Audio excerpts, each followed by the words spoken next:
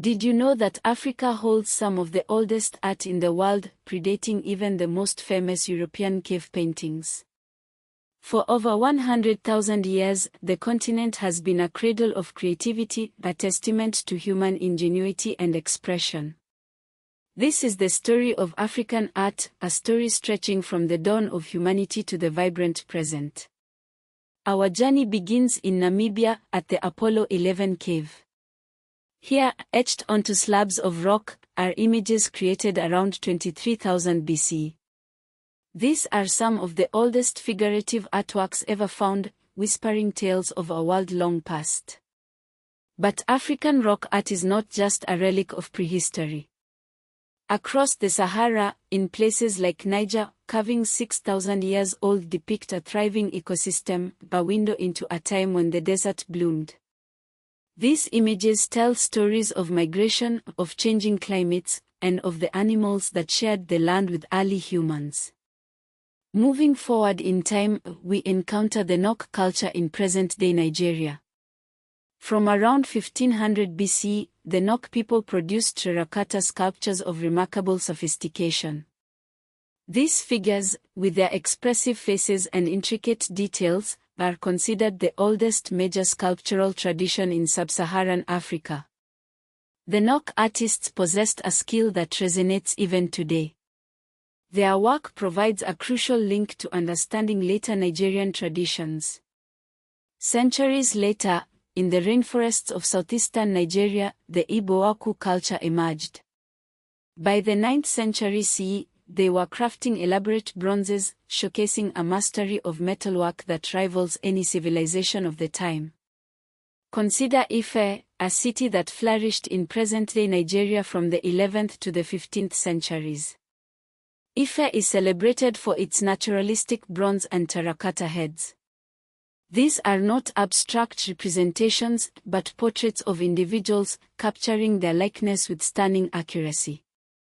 These heads offer a glimpse into the courtly life of Ife, a sophisticated society with a deep understanding of human anatomy and expression.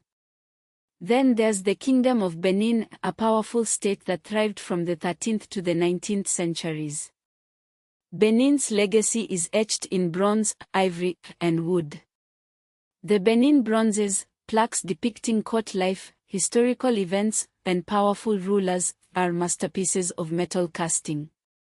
Benin art was deeply connected to royal authority. It was about court ritual and the kingdom's political history. Access was restricted to elites, which gave it such symbolic power. But the story of African art is not confined to West Africa. Ancient Egypt and Nubia, also known as Kush, left a legacy of monumental architecture, intricate jewelry, and powerful sculpture. These civilizations, along the Nile River, shaped not only the art of Africa but also the artistic landscape of the ancient world. From roughly the 10th century onward, the arrival of Islam in North and East Africa, then later Christianity, transformed artistic traditions. Mosques, manuscripts, and churches reflected new aesthetic influences, blending local styles with foreign motifs. The 15th century marked a turning point. European contact brought trade, warfare, and missionization, profoundly altering African art. New materials, new techniques, and new patrons emerged, leading to both innovation and disruption. The colonial period, from roughly 1880 to 1914, had a devastating impact. Colonial rule disrupted artistic systems by altering patronage, trade networks, and religious life.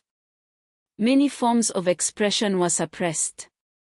African art was often branded as primitive, its value diminished, its creators marginalized. The looting of the Benin bronzes in 1897 stands as a stark reminder of this era. British forces stormed Benin City, stealing countless artworks, scattering them across museums and private collections around the world. This act of cultural plunder remains a wound that continues to fester. Yet, even in the face of adversity, African art persevered.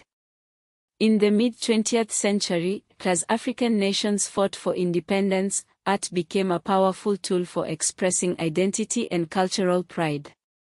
Movements like Pan-Africanism celebrated African heritage and challenged colonial narratives.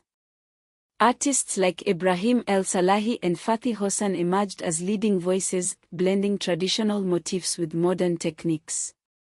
The World Festival of Negro Arts, held in Dakar in 1966, and the Second World Black and African Festival of Arts and Culture in Lagos in 1977, were pivotal moments showcasing the diversity and dynamism of African art to the world. Today, contemporary African art is thriving. Artists across the continent are drawing inspiration from their rich cultural heritage, experimenting with new media and pushing boundaries. From painting and sculpture to photography and digital art, African artists are engaging with global conversations while remaining deeply rooted in their own experiences. But the legacy of colonialism continues to cast a shadow. The debate over the restitution of looted art, particularly the Benin bronzes, is ongoing. African governments and museums are demanding the return of their cultural heritage, arguing that these objects belong to the communities that created them. The issue of ownership is not just about legality, it's about moral authority, cultural repair, and historical accountability. As we look to the future, it's clear that African art has a vital role to play in shaping national identity, promoting cultural understanding, and challenging stereotypes. Through museums, festivals, and educational programs, African nations are reclaiming their artistic heritage and celebrating the creativity of their people. The story of African art is a story of resilience, innovation, and cultural pride. It's a story that deserves to be told, a story that continues to unfold with each new generation of artists. African art is not just a reflection of the past, it's a living force, shaping the present and inspiring the future.